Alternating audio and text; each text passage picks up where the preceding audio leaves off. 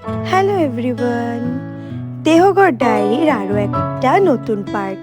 আমার এত বছর ঘোরার এক্সপিরিয়েন্সে ফার্স্ট টাইম আমি কোনো মন্দির দেখলাম পুরোহিত ছাড়া। আমরা ঘুরতে এসেছিলাম দেহগড়ের নন্দন পার্ক, যেই পার্কটা একদম পাহাড়ের ওপরে। সেখানে এসে তার গা লাগোয়া এই মন্দিরটা আমরা দেখতে পাই। মন্দিরটা বেসিক্যালি এখানকার লোকাল মায়েরা যারা রয়েছেন ওনারাই দেখভাল করেন। হয়তো নিত্য পুজোর জন্য পূজারী রয়েছেন বা পুরোহিত রয়েছেন, বাট আমরা যতক্ষণ ছিলাম কোনো রকম কোনো পুরোহিত অথবা পূজারী আমরা এখানে দেখিনি।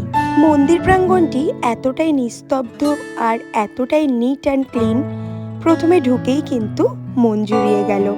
আর এখানে যে ছোট্ট ছোট্ট ঘরগুলো রয়েছে, এই সমস্ত ঘরগুলির মধ্যে রয়েছে দেবদেবীর মূর্তি।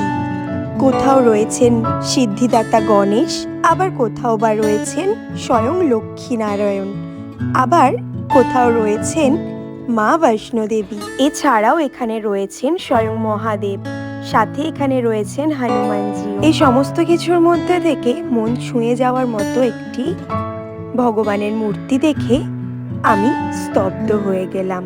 মন ছুঁয়ে যাওয়ার মতো বিশাল আকারের মূর্তি, যেটা দেখার পরে আর কোনো কিছু বলার ভাষাই রইল না।